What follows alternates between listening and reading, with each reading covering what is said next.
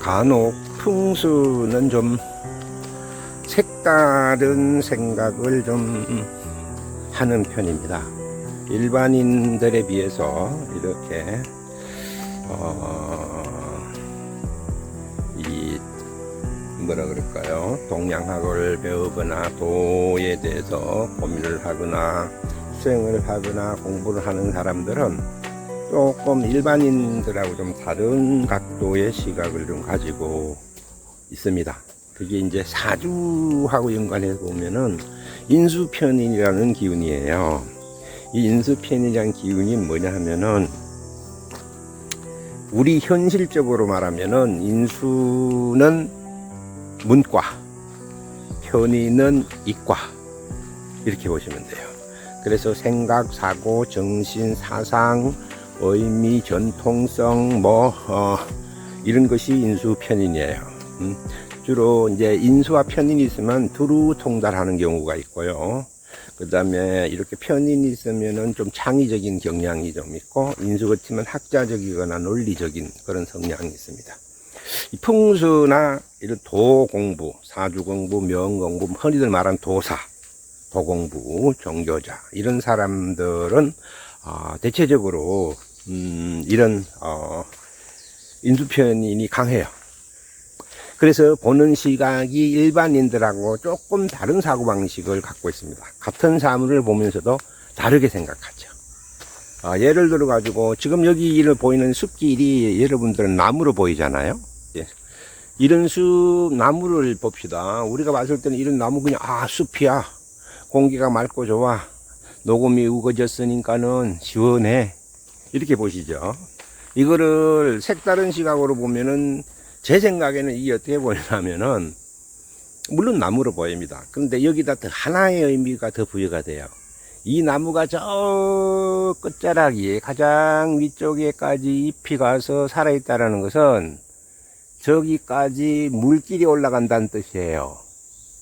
그쵸? 예? 저기까지 물길이 올라간다는 뜻입니다. 그럼 이 나무를 나무로 보지 않고 속에 보이지 않는 물의 흐름을 본다면은 이 넓은 숲이 온통 분수예요.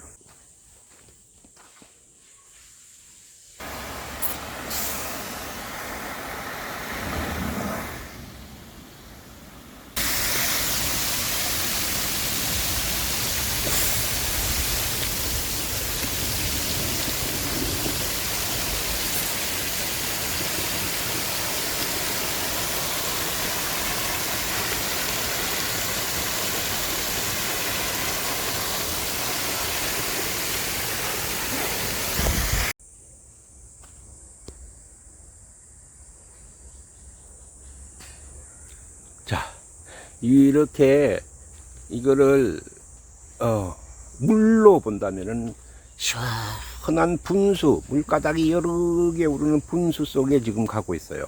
그래서 나무 속에 숲 속에 가면서 시원함을 느끼는구나. 이걸 물속 분수 속에서 걸어가면서 시원하게 느낀다라고 보시면은 어떨까요? 이와 같이 형이상학적이지만은 뭐 그렇다고 아주 없는 소리를 하는 것도 아닌 것이에요.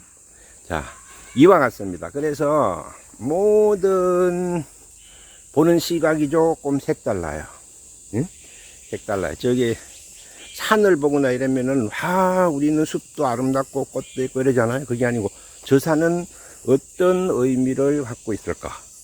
그 의미를 갖는 곳에 그와 같은 에너지가 땅속에 흐르고 있어요. 예? 그와 같은 에너지. 그러니까 산 멋진 형국의 산을 하나 본다라는 것은 마치 탐색가가 보석을 만나는 것과 같아요. 예? 예? 그래서 저 산에는 저런 기운이 흐른다 이러면은 거기에 맞는 에너지가 흐르고 있겠구나. 그럼 그 에너지는 어떤 사람에게 좋겠구나. 예? 이렇게.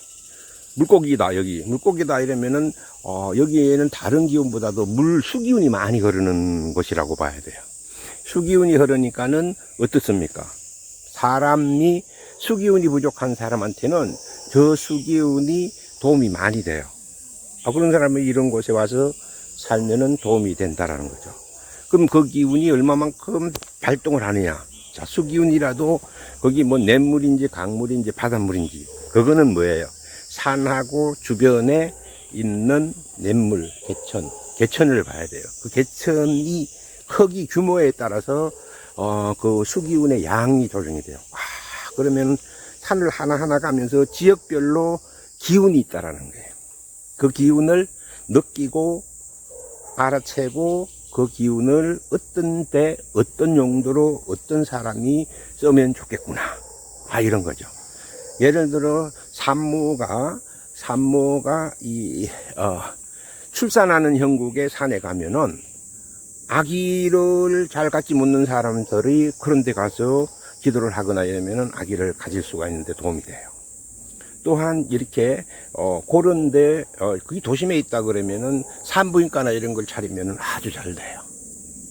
그 다음에 소나 말이나 이런 형국이 있는 데에는 그 목장을 하면은 아주 잘 돼요.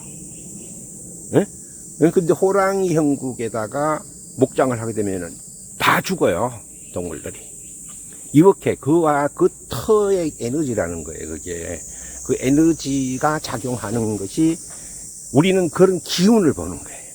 여러분들은 뭐 산길에 그냥 뭐 그렇지 이렇게 생각하시는 게 아니라, 여기에는 어느 기운이 흐르고 있구나. 그거를 점점 염성을 수행을 하다 보면은 몸이나 손이나 이런 데서 기감을 느끼게 돼요. 그래서 그 기감을 몸으로 체득할 수도 있는 단계까지 갑니다. 뭐 거기까지는 전문가나 오랜 수행을 하지 않은 사람들한테는 험황한 소리로 들리니까 더 이상 거기까지는 가지 않겠습니다. 그래서 이 나무도 풍수를 하는 사람, 돌을 닦는 사람들에는 숲 하나 풀 하나도 평범하게 보이지 않고 다른 시각의 눈으로 보고 있다. 풀도 예를 들어 볼까요? 나뭇잎이 말이에요. 요런 걸 보시면은, 이런 건 보면은 나뭇잎이 봐요. 지그자그로 엇갈려 가면서 이렇게 잎이 있잖아요. 자, 보실까요? 자, 잎이 오른쪽 하나가 있고 왼쪽 있고 오른쪽 있고 왼쪽이 있는데, 요 잎이 하나 쭉 이렇게 오른쪽 먼저 있고 왼쪽 있고 왼쪽 있고 이렇게 있어요. 요거를 양의 식물이에요. 예? 근데 여기 한 곳에서 같이 붙어서 나는 경우가 있어요. 예? 여기에 한 곳에서 이렇게 붙어서 동시에 나는 거, 동시에 나는 풀들이 있어요. 그런 거는 음의 식물이에요. 예? 그 다음에 크게도 이 침엽수는 양이고요, 한엽수는 음이에요. 왜? 1년 내에 있는 것은 양이고 졌다 있다는 건 음입니다. 예. 그리고 침엽수들은 잎이 뾰족해요. 그래서 양이에요.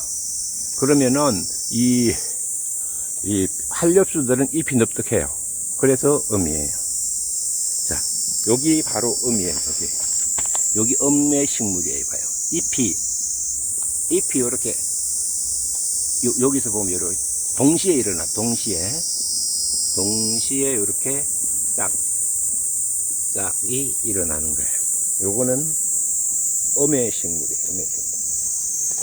조금 전에 봤던 것처럼 지그자그로 가는 거는 양의 식물. 네. 그 다음에 식물은 뿌리가 머리가 돼요. 잎이 팔다리고, 사람은 하늘에 머리가 있고 팔다리가 밑으로 내려가잖아요. 사지가.